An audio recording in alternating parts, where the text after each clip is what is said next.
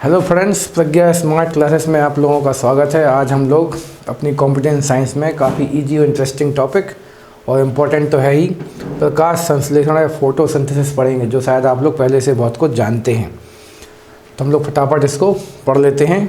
तो पौधों में जल, प्रकाश, पर्णरहित मतलब क्लोरोफिल, ठीक है। पर्णरहित का मतलब आप लोग क्या बोलते हैं? क्लोरोफिल। और कार्बन डाइऑक्साइड इत्यादि से मिलकर इनकी उपस्थिति में कार्बोहाइड्रेट का निर्माण करता है। मेन तो किसका? कार्बोहाइड्रेट का, जिसको आप ग्लूकोज भी कह सकते हो। तो इन शब्दों में फंसना नहीं, वही कार्बोहाइड्रेट है, वही ग्लूकोज है, का निर्माण करते हैं। और इस पूरी क्रिया को हम लोग क्या कहते हैं? प्रकाश संश्लेषण कहते हैं, ठीक है।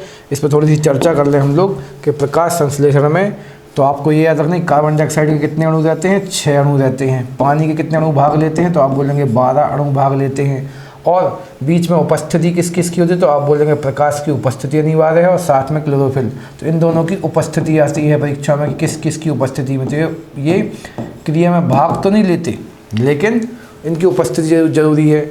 और 6 कार्बन डाइऑक्साइड के और 12 पानी के अणु मिलकर ग्लूकोज का एक अणु बनाएंगे। जल के 6 अणु वापस मिलेगा, मतलब जल के 12 में से 6 अणु खर्च हो जाते हैं और 6 अणु बच जाते हैं। और ऑक्सीजन के कितने अणु मिलते हैं?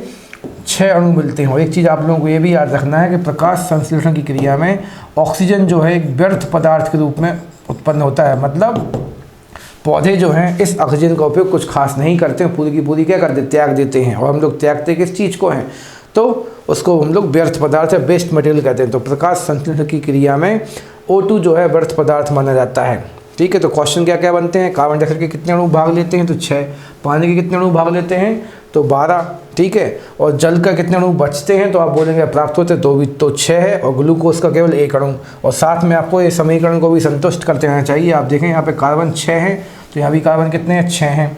फिर हम लोग बात करें O2 की या ऑक्सीजन की, तो ऑक्सीजन 2 और 6 12, ठीक है। और यहाँ पे 12, यहाँ पे ये O1 है और आगे 12, तो 12 कितने ऑक्सीजन के? 24 अणु हैं यहाँ पे, ठीक है। 2 के कारण यहाँ पे 6 दूनी 12 और यहाँ पे 12, तो 6 दूनी 12 अणु किसके? ऑक्सीजन के हैं। तो यहाँ भी आके आप चेक करें तो यहाँ पे मिल रहा है आपको 6, फिर यहाँ भी हो जाएंगे 6 और यहाँ हो जाएगा 6 दूनी 12, तो 6 और 6 12, 12 24। तो इस प्रकार से आपको समीकरण को बैलेंस या संतुष्ट करते रहना चाहिए। ये सेम क्वेश्चन जेल तैयारी के पेपर में आया था कि आप इस वाले समीकरण को संतुष्ट कर दें। वहाँ पर इनने 1-2 खाली स्थान खाली छोड़ दिए, इस चीज़ को खाली छोड़ दिया, उसको आपको नीचे से फिल करके दिखाना था। तो इस प्रकार से आप यहाँ के और यहाँ के कार्बन, ऑक्सीजन, हाइड्रोजन के परमाणु गिन के वही सेम गिनती आपको यहाँ पर प्राप्त करनी है। तो किसी प्रकार से तत्वों का लॉस तो नहीं होता है, बस आपको ये ध्यान देना है। यहाँ पे 6, तो यहाँ पे 6, तो 6 और 6 यानी यहाँ पे 6 CO2, तो यहाँ पे CO2 नहीं मिलेगा, लेकिन पानी यहाँ पे 12, तो वहाँ पे कितना बचेगा? 6, और वही ऑक्सीजन में कन्वर्ट हो जाता है। और जल से ही ऑक्सीजन प्राप्त होती है यहाँ पर, ना कि CO2 वाली ऑक्सीजन मिलती है। क्वेश्चन ये भी बनता है परीक्षाओं में, आगे जाके लिखा भी है वैसे कि यहाँ पे जो आपको ये O2 मिली है वो इस वाले CO2 से नहीं निकली है, वो यहाँ के H2O से निकली है, ठीक है। ये क्वेश्चन बनता है कि प्रकाश संश्लेषण की क्रिया में प्राप्त ऑक्सीजन किससे प्राप्त होती है? तो आप बोलेंगे पानी के अणु से प्राप्त होती है, ना कि CO2 के अणु से प्राप्त होती है। CO2 का अणु तो मुख्यतः किस में कन्वर्ट हो जाता है? तो आप बोलेंगे ग्लूकोज में चेंज हो जाता है। तो आगे बढ़ जाते हैं। हमने काफ़ी नए टॉपिक आप लोगों से शेयर करने की कोशिश की, जिनको आप याद रखेंगे, हमारी ऐसी आशा है। तो कुछ फैक्ट हैं प्रकाश संश्लेषण की क्रिया से संबंधित। तो प्रकाश संश्लेषण के लिए आवश्यक पदार्थ क्या क्या हैं? तो आप बोलेंगे कार्बन डाइऑक्साइड और पानी, ये दोनों भाग लेते हैं। क्लोरोफिल की उपस्थिति चाहिए, सूर्य के प्रकाश की उपस्थिति चाहिए, ठीक है। अगला फैक्ट क्या लिखा है? स्थलीय पौधे, मतलब जो ज़मीन पर लगे हुए थे अपने लिथोस्फीयर पर जो पौधे लगे होंगे वो, ठीक है, वायुमंडल से कार्बन डाइऑक्साइड प्राप्त करेंगे। लेकिन जो पौधे जल में डूबे रहते हैं वो जल में घुली कार्बन डाइऑक्साइड से कार्बन डाइऑक्साइड प्राप्त करेंगे। तो ये आपको याद रखना है, काफ़ी इजी और इंटरेस्टिंग टॉपिक है, मुद्दा है, और आसानी से याद भी रह सकते हो आप, ठीक है। अगली कहानी आपको क्या याद रखना है कि पत्ती की कोशिकाओं में जो जल है, ठीक है, जल है वो स्राव के माध्यम से परासरण की क्रिया से अंदर आएगा, ठीक है। जबकि CO2 जो है वो वायुमंडल से विसरण के माध्यम से। तो ये थोड़ी सी कहानी आपको याद रखनी है भैया कि भैया मान लीजिए हमारी कोई पत्ती है, इस पत्ती में हम लोगों को जल पहुंचाना है। तो जल जो है यहाँ से वहाँ जाएगा, तो किस क्रिया से जाएगा? तो आप बोलेंगे परासरण की क्रिया से जाएगा। लेकिन ये CO2 खींचेंगी, तो CO2 किस क्रिया से खींचेंगी? तो विसरण। तो CO2 जाता है विसरण की क्रिया से और जल जाता है परासरण की क्रिया से। परासरण को आप ऑस्मोसिस और विसरण को हम लोग डिफ्यूजन कहते हैं। तो ये काफ़ी लंबे टॉपिक हैं। बस परासरण में हम ये बोलेंगे, परासरण की क्रिया में अर्धपारगम जल्दी ऐसी चीज़ होती है जिसमें चीज़ जो है अधिक दाब से कम दाब की ओर न जाके कम दाब से अधिक दाब की ओर जाती है, ठीक है। और विसरण की क्रिया में क्या होता है, विसरण की क्रिया में चीज़ जो है अपने आप ही यहाँ से वहाँ फैल जाती है, ठीक। विसरण की क्रिया जो विसरण के बारे में बस एक चीज़ ये बोलते हैं कि वह क्रिया जिसमें विभिन्न प्रकार के अणु गुरुत्वाकर्षण के विपरीत गति कर सकते हैं, ऐसी क्रिया को आप क्या कह देंगे, विसरण की क्रिया। सामान्यतः हर चीज़ ऊपर से नीचे की ओर जाती है, लेकिन जब कोई चीज़ गैसें, खासकर गैसें जो हैं वो किसी भी दिशा में इस प्रकार से और नीचे से ऊपर भी गति कर सकती हैं, इस क्रिया को हम लोग विसरण कहते हैं। तो उसी क्रिया से CO2 जो है वायुमंडल से पत्तियों द्वारा खींच ली जाती है। अगला फैक्ट क्या लिखा है, प्रकाश संचरण के लिए आवश्यक जल पौधों की जड़ों के द्वारा अवशोषित किया जाता है, ठीक है। प्रकाश संचरण के लिए जो जल है वो उसको कहाँ से मिलता है, आवश्यक जल जड़ों से खींचा जाता है, फिर परासरण के माध्यम से पत्तियों में जाएगा। ये आपको याद रखना हो। केसी कत्र के द्वारा वो नीचे से ऊपर आएगा, ये हम लोगों ने फिजिक्स में पढ़ा था, ठीक है। एवं प्रकाश संश्लेषण के द्वारा निकलने वाला ऑक्सीजन इसी जल के अपघटन से प्राप्त होता है। हमने पीछे आपसे शेयर किया था, इसको आपको याद रखना। हमने देखो इसका एक्स्ट्रा बोल्ड भी किया है और हमने गोले में भी डाल दिया है। क्लोरोफिल की बात करें तो जो इसमें उपस्थिति के लिए अनिवार्य मतलब उपस्थित होना चाहिए, तो क्लोरोफिल पत्तियों में हरे रंग का वर्णक है। क्लोरोफिल पत्तियों में हरे रंग का वर्णक है। इसके कितने घटक होते हैं, तो आप बोलेंगे 4 घटक होते हैं, chlorophyll A, chlorophyll B, carotene और जैंथोफिल। तो कैरोटिन तो आप लोगों ने पढ़ा है भाई, ये पत्तियों को पीला कर देता है। गाजर का लाल पीला रंग किसके कारण होता है, नारंगी रंग, कैरोटिन के कारण। जैंथोफिल थोड़ा सा भूल रहे हैं हम, तो जैंथोफिल आपको मैं टिक करनी कमेंट करके बताना जैंथोफिल क्या काम करता है पौधों में। हल्का हल्का हमें याद आ रहा है, लेकिन शायद पक्का याद नहीं आ रहा कि ये वो ही है जो हमें याद आ रहा है, हम अभी देखेंगे। इनमें क्लोरोफिल ए और बी जो हरे रंग के होते हैं और ऊर्जा स्थानांतरित करते हैं और प्रकाश संश्लेषण में केंद्र का काम करते हैं, ठीक है। आगे बढ़ते हैं अगले पॉइंट की ओर, जिसमें क्या दिया है कि क्लोरोफिल के केंद्र में मैग्नीशियम का एक परमाणु होता है। ये भी बहुत इंपॉर्टेंट टॉपिक है, बाकी इसकी चर्चा भी हम लोग 2-3 बार कर चुके हैं क्लास में। तो क्लोरोफिल एक कंपाउंड, केमिकल कंपाउंड, रासायनिक यौगिक होता है जिसके केंद्र बिंदु पर, जिसके केंद्र पर कौन बैठा होता है, मैग्नीशियम सबको आपस में बांधे होता है।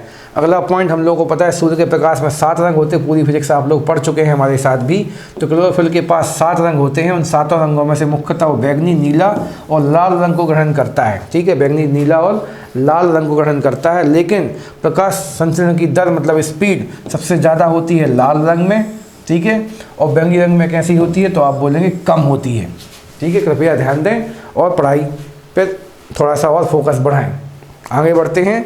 प्रकाश संचरण की क्रिया उपचयन मतलब ऑक्सीडेशन भी है, और अपचयन मतलब रिडक्शन, मतलब इसको आप एक शब्द में रेडॉक्स भी कह सकते हैं। ये रिडक्शन और ऑक्सीडेशन दोनों काम एक साथ होते हैं यहाँ पे, मतलब इसको आप लोग रेडॉक्स अभिक्रिया भी कहते हैं। केमिस्ट्री आप लोगों की मांग पे हमने अभी नहीं पढ़ाई है, पहले बायोलॉजी की मांग की गई, इसलिए हमने पहले बायोलॉजी चालू कर दी है, इसलिए हम रेडॉक्स अभिक्रिया वगैरह सब थोड़ा सा केमिस्ट्री में देखेंगे इसके बाद। अगला क्या है, इसमें जल का उपचयन मतलब फिर से क्या वो सेम ऑक्सीडेशन, ठीक है। जल का उपचयन ऑक्सीजन के बनने में, तो पीछे हम लोग 2-3 बार पढ़ गया कि ये जल का जो इसमें ऑक्सीजन जो होती है वो उपचयन मतलब ऑक्सीकरण से बनती है, जबकि कार्बन डाइऑक्साइड अपचयन मतलब रिडक्शन से बनती है। तो फिर से अब आपको बोलते हैं भैया हम ऑक्सीजन का निर्माण यहाँ पर उपचयन, या फिर इसी को आप लोग बोल सकते हैं ऑक्सीकरण, ठीक है। ऑक्सीकरण से, और किसके ऑक्सीकरण से, तो जल के ऑक्सीकरण से। जबकि कार्बन डाइऑक्साइड का अपचयन के द्वारा ग्लूकोज का निर्माण होता है, तो ग्लूकोज का निर्माण होता है किससे, अपचयन से मतलब रिडक्शन से। किसके रिडक्शन से, तो आप बोलेंगे कार्बन डाइऑक्साइड। तो 2 लोगों ने तो भाग लिया था, किसने भाग लिया, जल ने भाग लिया। जल का हो गया भैया ऑक्सीकरण, तो ऑक्सीजन बन गई है, और कार्बन डाइऑक्साइड का हो गया अपचयन, तो उससे क्या बन गई है, ग्लूकोज बन गई है। ये काफ़ी इंपॉर्टेंट क्वेश्चन है, तो काफ़ी ईजी टॉपिक होने के कारण यहाँ से थोड़े से डीप से क्वेश्चन आने लगे हैं, तो ये आप लोगों को ध्यान देना पड़ेगा, क्योंकि हम लोग जहाँ तक 6वीं 7वीं क्लास से स्कूल लाइफ से ही प्रकाश संश्लेषण पढ़ते आ रहे हैं, तो इसलिए यहाँ से हम लोग के कॉम्पिटिटिव एग्जाम में थोड़े से डीप के क्वेश्चन पूछे जाते हैं। इसको एक बार फिर से रिवाइज करके देखना, और कोई डाउट है तो हमसे संपर्क करना। अब आगे जाके ध्यान दें, तो प्रकाश संश्लेषण की क्रिया की 2 अवस्थाएं पर 2 स्टेप्स होती हैं। एक होता है ये प्रकाश रासायनिक क्रिया, मतलब जो मुख्यतः प्रकाश की उपस्थिति में होगा, और रासायनिक प्रकाशहीन क्रिया जो प्रकाश की अनुपस्थिति में नहीं बोलेंगे, लेकिन पौधे के अंदर होगा। ये पौधे के बाहर देखने को मिलेगा और ये पौधे के अंदर, इसलिए इसको प्रकाशहीन भी कहते हैं। डार्क केमिकल रिएक्शन और फोटो केमिकल रिएक्शन, ये आप लोगों को याद रखने हैं। बहुत आगे हम बढ़ते चलते हैं, तो यहाँ पे क्या लिखा हुआ है, प्रकाश रासायनिक क्रिया जो है, यह क्रिया क्लोरोफिल के ग्रेना भाग में संपन्न होती है, इसे आप हिल क्रिया भी कहते हैं। तो यह क्रिया क्लोरोफिल के ग्रेना भाग में संपन्न होती है, इसे आप हिल क्रिया भी कहेंगे। तो इसको आपको ध्यान देना है कि पत्तियों के पास है ना, पत्तियों के पास कुछ इस प्रकार की मान लीजिए हॉरिजॉन्टल और इस प्रकार से अपनी वर्टिकल लाइन होती हैं, क्षैतिज और ऊर्ध्वाधर रेखाएं होती हैं, जिसमें से हम समझाने के लिए बोल देते हैं आप लोगों को कि मान लीजिए जो आड़ी आड़ी लाइन है वो ग्रेना है, तो इस वाले भाग में क्या संपन्न होगा, आपका प्रकाश रासायनिक वाला भाग संपन्न, मतलब प्रकाश रासायनिक क्रिया संपन्न होगी। और इस क्रिया को आप लोग क्या नाम दे देंगे, हिल क्रिया भी कहते हैं, क्योंकि हॉरिजॉन्टल टाइप की रेखा हमने खींची है और हॉरिजॉन्टल मतलब आपको चढ़ना पड़ेगा, और चढ़ते काय पे हैं, हिल पे चढ़ते हैं। पर ये क्वेश्चन भी बहुत इंपॉर्टेंट है, सभी 10th लेवल से लेकर ग्रेजुएट लेवल तक के पेपरों में आ चुका है कि प्रकाश रासायनिक क्रिया कहाँ होती है, तो आप बोलें क्लोरोफिल के ग्रेना भाग में होती है। जबकि इसके विपरीत रासायनिक प्रकाशहीन प्रतिक्रिया जो है, रिएक्शन है हम लोगों की, यह क्रिया क्लोरोफिल के स्ट्रोमा, मतलब कौन से वाले भाग में, इस स्ट्रोमा वाले भाग में संपन्न होगी। कौन सी, प्रकाशहीन रासायनिक क्रिया। इस क्रिया में CO2 का अपचयन होकर क्या बनता है, ग्लूकोज बनता है, और ग्लूकोज को हम लोग शर्करा भी कह देते हैं, हिंदी में लिख दिया। और साथ में क्या बनता है, स्टार्च बनता है। स्टार्च जो है एक प्रकार का प्रोटीन प्लस कार्बोहाइड्रेट का मिक्सचर माना जाता है, मंड जिसको शुद्ध हिंदी में कहा जाता है। तो इस प्रकार से हम लोग अपनी प्रकाश संश्लेषण की क्रिया को ख़त्म करते हैं। अब टॉपिक चेंज करते, लोग चाहे तो अपना ध्यान भी बदल सकते हैं। अगले टॉपिक पे चलते हैं। अगले टॉपिक का नाम है पादप हार्मोन या प्लांट हार्मोन्स। तो अब थोड़ा सा हम लोगों को हल्का सा बस मूव करना है। तो हम लोगों ने पीछे पढ़ा है जैसे कि अभी कि प्रकाश संश्लेषण में भोजन बन गया है, अब भोजन को पचाना जरूरी है, और भोजन को पचाने का उसको उसकी प्राप्त ऊर्जा को सही जगहों पर लगाना जरूरी है। तो वो सारे काम कौन कराएंगे, तो आप बोलेंगे हार्मोन्स कराएंगे, ठीक है। और हार्मोन क्या है, तो एक प्रकार के लिक्विड या केमिकल्स होते हैं जो मुख्यतः प्रोटीन के रूप में पाए जाते हैं। तो ये भी आप लोगों को याद रखना है, आगे जाके ह्यूमन जब हम लोग पढ़ेंगे मानव शरीर, तो उस पर भी आपसे चर्चा करेंगे। तो मानव हार्मोन या प्लांट हार्मोन क्या है, तो पौधों में निम्न प्रकार के हार्मोन्स पाए जाते हैं, जिसमें सबसे इंपॉर्टेंट कौन सा होता है, ऑक्सिन्स, ठीक है। तो इनमें सबसे इंपॉर्टेंट हम लोगों की प्रतियोगी परीक्षाओं में क्या है, ऑक्सिन हार्मोन, ठीक है। तो ऑक्सिन जैसे हम लोग की बॉडी में जो जिस प्रकार से पीयूष ग्रंथि में हम लोग पीयूष ग्रंथि को मानते हैं, और पीयूष ग्रंथि से वैसे बहुत सारे हार्मोन निकलते हैं, लेकिन उन हार्मोन वहाँ पे कोई मास्टर हार्मोन ने हम लोगों ने नहीं माना है।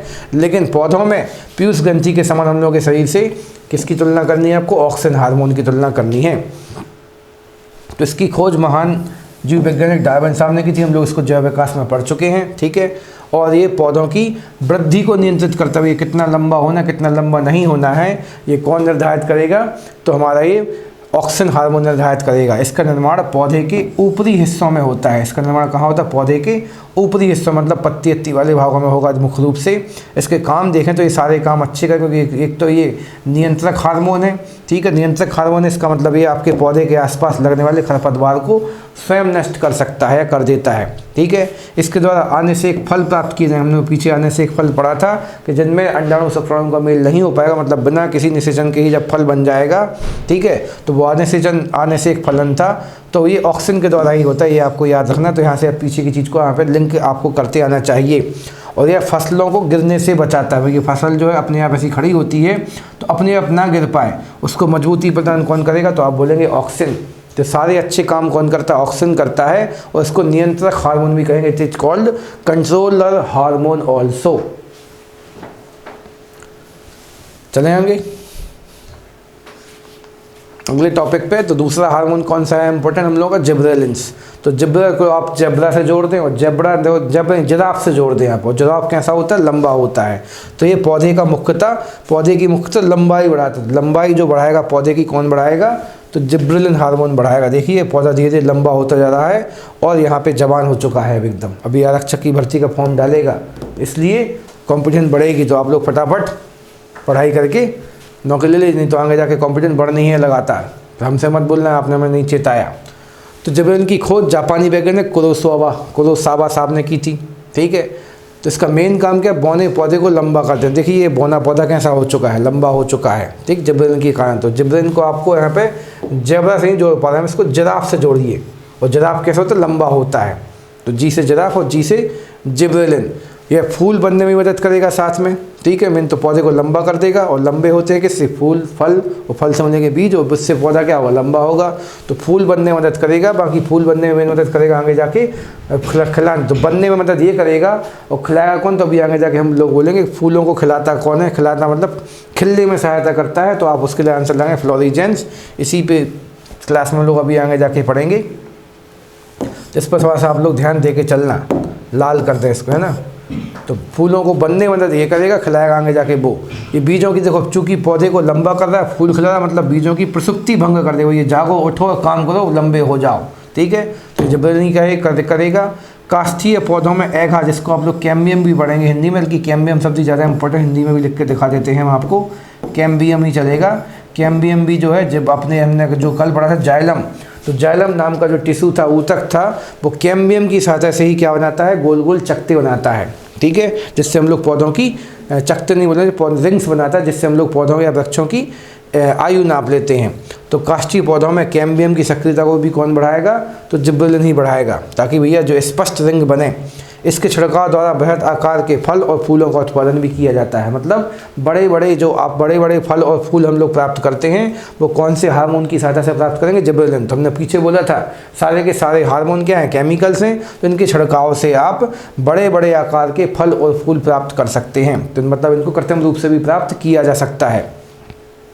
जैसे हम लोग नहीं देखते बाजार में कई बार बहुत बड़ी बड़ी लौकियाँ आती हैं, तो वो बड़ी लौकियाँ कैसे प्राप्त की गई होंगी, इनके ऊपर किसका छिड़काव किया गया होगा, जिब्रेलिन का, ठीक है। तो जिब्रेलिन के छिड़काव से हम लोग लौकियाँ जो हैं 5-5 फीट 12-12 फीट लंबी लौकियाँ प्राप्त कर सकते हैं। अगले फैक्ट की ओर बढ़ते हैं, तो साइटोकाइनिन। तो क्या होता है साइटोकाइनिन, तो साइट का अर्थ क्या होता है, तो आप बोलेंगे इस कोशिका, जैसे हम लोगों को पता है कोशिका जिनको हम लोग बोलते हैं साइटोलॉजी, तो साइट का अर्थ है कोशिका से संबंधित, ठीक है। इसकी खोज मिलर ने की, किंतु नामकरण लथाम ने किया। इसको भी आप याद रख सकते तो रख लें, ठीक है। बाकी मेन पॉइंट हम लोगों को याद रखना है, ये किसके साथ काम करता है, ऑक्सीजन के साथ मिलकर काम करता है। दूसरा काम क्या है, कोशिका का मेन काम क्या है, विभाजन होना, ताकि भैया आगे हम पीढ़ी को बढ़ा सकें। तो साइटोकाइनिन का काम क्या है, कोशिका विभाजन मतलब सेल डिवीजन करना, और साथ में कोशिका का विकास करना। तो ये कोशिका संबंधी सारे काम देखेगा एकदम अंदर जाके। ये कोशिका विभाजन होगा, जिससे ये नए पौधे बनेंगे, अर्थात जीर्णता को या कोलेप्सन को ये रोकेगा, और आरएनए तथा प्रोटीन बनाने में सहायता भी करेगा। जब कोशिका विभाजन होती है तो आरएनए और प्रोटीन बनेंगे। हम लोगों को पता है भाई ये कोशिका मुख्य रूप से काय की बनी होती है, डीएनए, आरएनए और प्रोटीन्स की बनी होती है। तो साइटोकाइनिन का नाम ही कोशिका से संबंधित है, और ये कोशिका विभाजन और कोशिका से विकास संबंधी कार्यों को देखेगा। तो आगे बढ़ना हम जारी रखते हैं। तो अगला अभी हम लोग का एब्सिसिक एसिड हो। ऐब का मतलब क्या होता है, बुराई है। उसके अंदर भैया कई सारे ऐब हैं, हम लोग सुनते हैं बोलते रहते हैं, उसके अंदर कई सारे ऐब हैं, ठीक है। तो ऐब का मतलब क्या है, तो इसके आप लोग खोज कर तो देख ही लेना। इसकी खोज मुख्य रूप से कास और एडिकोट ने की, लेकिन कुछ लोग बोलते बेरिंग साहब ने की बाद में, तो कंफर्म कर दिए बेरिंग साहब ने। यदि आप याद रखते तो रख लें। तो एब्सिसिक का मतलब हमने बोला भाई बुराई, और बुराई का करती है हम लोगों को रोक देती है। तो ये वृद्धि रोधक हार्मोन, ये बोलता है पौधे से ज़्यादा मत उड़ो या ज़्यादा मत बढ़ो, नहीं तो गिर जाओगे। तो ये कौन बोलेगा, एब्सिसिक एसिड। लेकिन गेंदे का फूल हम लोग, गेंदे का वृक्ष हम लोग देख रखा है, कुछ जगह लंबा हो जाता है, फिर लंबा होकर बेचारा क्या हो जाता है, गिर जाता है। मतलब उसमें एब्सिसिक एसिड एक्टिव नहीं होता। देखा ना हम लोगों ने कि गेंदे का जो वृक्ष होता है अपने आप लंबा होता जाएगा, कुछ समय बाद गिर जाता है। तो उसमें एब्सिसिक एसिड ज़्यादा एक्टिव नहीं हो पाता, और वो वृद्धि रोधक हार्मोन के रूप में वहाँ पे काम नहीं कर पाता। यह बीजों को सुसुप्त अवस्था में रखता है, ठीक है। तो ये सारे काम थोड़े से उल्टे वाले करेगा, मतलब पौधों को लंबा होने से रोकेगा, बीजों को सुला के रखेगा। भैया मतलब ये तो सारे हैं काम वैसे अच्छे, लेकिन हम लोग इसको ऐप के मामले में याद कर रहे हैं कि बीजों को सुसुप्त अवस्था में रखेगा। मतलब बीजों से बोलेगा भैया अभी मत बाहर निकलो, समय आ जाए तो फिर बाहर निकलना। तो बीजों से अंकुरण कर थोड़ा सा रोकता है, ठीक है। पुष्पन में भी बाधा होता है, समय के साथ खिलाएगा। ये नहीं कलियाँ जो हैं रात को मतलब शाम को खिलना चाहिए, सुबह खिलना चाहिए, नहीं रात को ही खिल के बैठ गई। तो चीज़ों को थोड़ा सा सही समय पे काम करने के लिए बोलेगा अभी मत करो, समय पे करना, समय पे वृद्धि होना, समय पे बीजों पे अंकुरण लाएगा, और समय पे पौधों को मतलब पुष्पों को बोलेगा खिलना, मतलब वृद्धि को रोकेगा, बीजों को सुसुप्तावस्था में रखेगा, और पुष्पों के खिलने में बाधक होगा, ताकि वे सही समय पर खुलें। कई बार हम लोग देखते हैं ना कुछ पौधे जो होते हैं रात में ही खिल जाते हैं, तो वो रात में खिलने से कोई काम के बचेंगे, सुबह तक मुरझा के ख़त्म हो जाएंगे। तो सुबह सुबह खिलाना है। तो ये सारे कामों को इस प्रकार से निर्धारित करेगा। तो ऐब मतलब मुख्यतः रुकावटें कौन लाएगा, तो आप बोलेंगे एब्सिसिक एसिड लाएगा। तो काफ़ी इजी है ये टॉपिक भी। ऐप का मतलब बुराइयाँ होती हैं और जो बुराइयाँ हैं वो रोकेंगी यहाँ पर अच्छे के लिए रोकेंगे हम लोगों को। इस प्रकार से हम लोगों को इसको हमने याद रख कराया है आपको। एथिलीन नाम का जो हार्मोन है, तो ये सब हम लोग सारे के सारे केमिकल्स हैं। तो ये किस प्रकार केमिकल, तो इस पीछे के हम लोग जितने भी हार्मोन पढ़ रहे थे वो सारे लिक्विड अवस्था में होंगे, लेकिन ये एकमात्र हार्मोन ऐसा है जो किस अवस्था में पाया जाएगा, गैसीय रूप में, गैसीय अवस्था में पाया जाएगा। ठीक है, इसकी खोज किसने की थी, बर्गर ने की थी। ठीक है, और यह इसका मेन काम का एथिलीन का उपयोग फलों को पकाने में किया जाता है। और ये वाला क्वेश्चन तो बहुत आ चुका आप लोगों की परीक्षा में कि कौन सा हार्मोन फलों को पकाता है। तो प्राकृतिक रूप से फलों को पकाने में कौन सहायता करता है, एथिलीन करता है। मादा पुष्पों की संख्या में वृद्धि करेगा, जिससे ये फल ज़्यादा मिलेंगे, फिर फलों को पका देगा।